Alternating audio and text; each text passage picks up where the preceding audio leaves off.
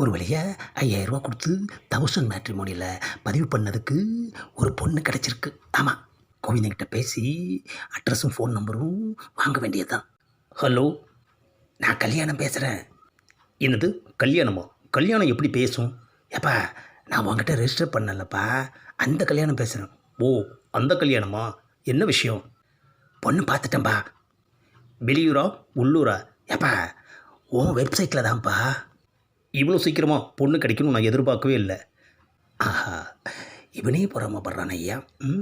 பொண்ணை பார்த்தா இன்னும் அதிகமாக பொறாமப்படுவான். பொண்ணு உனக்கு பிடிச்சிருக்கா? ஏப்பா, ரொம்ப பிடிச்சிருக்குப்பா, எனக்கு மேய்ச்சா இருக்கு.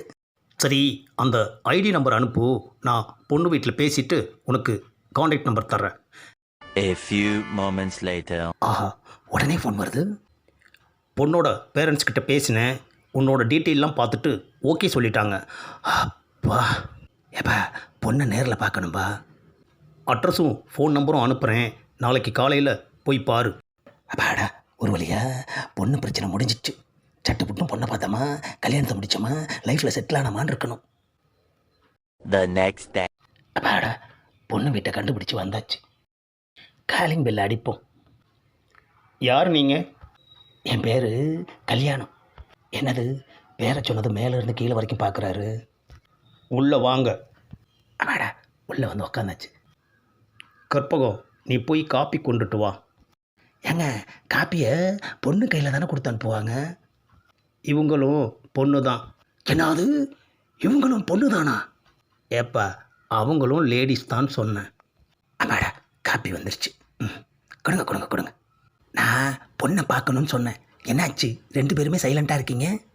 பொண்ணை பற்றி கோவிந்தன் எதுவுமே சொல்லலையா? அவர் சொன்னதால தாங்க வந்திருக்கேன். அப்புறம் ஏன் பொண்ணை பார்க்கணுன்னு சொல்கிறீங்க? ஏப்பா, பொண்ணை பார்க்க தான் நான் வந்திருக்கேன், பின்ன யாரை பார்க்க வந்திருக்கேன்? ஓ, கோவிந்தன் பொண்ணை பற்றி உங்ககிட்ட சொல்லலை. என்ன அது, முதல் சொல்லலையான்னு கேட்டான், இப்போவும் சொல்லலையான்னு கேட்குறான். ஏங்க, விளையாடாமல் பொண்ணை கூட்டிகிட்டு வாங்க. அவள் கூப்பிட்டா வரமாட்டா. ஏன், காது கேட்காதா? கோவிந்தன் சொல்லவே இல்லையே. காதெல்லாம் நல்லா தான் கேட்கும். அப்புறம் என்னங்க, போய் கூட்டிகிட்டு வாங்க. நான் என்னன்னு சொல்லுவேன், ஏதுன்னு சொல்லுவேன். என்னது, பொண்ணோட அம்மா அழுகுது. அதை நான் எப்படி சொல்லுவேன்? ஆஹா, பொண்ணோட அப்பாவும் அழுகுறாரு. ஏப்பா, பொண்ணை பற்றி கேட்டால் ஒருத்தருக்கு ஒருத்தர் ஒப்பாரி வைக்கிறீங்க, என்ன ஆச்சு? அதை நான் எப்படி சொல்லுவேன்? யோ, நிறுத்தியா, ஓட்ட ரெக்கார்டு மாதிரி ஒரே பாட்டை பாடிட்டு இருக்கு. 1 hour later. அம்மா, ஏன் கல்யாணம் அவசரமாக என்னை பார்க்கணுன்னு? ஏப்பா, உனக்கு எதுவுமே தெரியாதா? ஏதாவது க்ளூ கொடு, கண்டுபிடிக்கிறேன். என்னது, க்ளூவா? நான் பார்த்த பொண்ணு நேற்று ராத்திரியே அவன் லவ்வர் கூட எஸ்கேப் ஆயிட்டாளாயா? அந்த பொண்ணு எஸ்கேப் ஆனதுக்கு காரணமே நீ தான். என்னது, நானா? ஆமாம், நீ பொண்ணு பார்க்க போகிறேன்னு நான் அவங்க வீட்டுக்கு இன்ஃபார்ம் பண்ணதும் அந்த பொண்ணு ஃபோட்டோ பார்த்துட்டு எனக்கு ஃபோன் பண்ணுச்சு.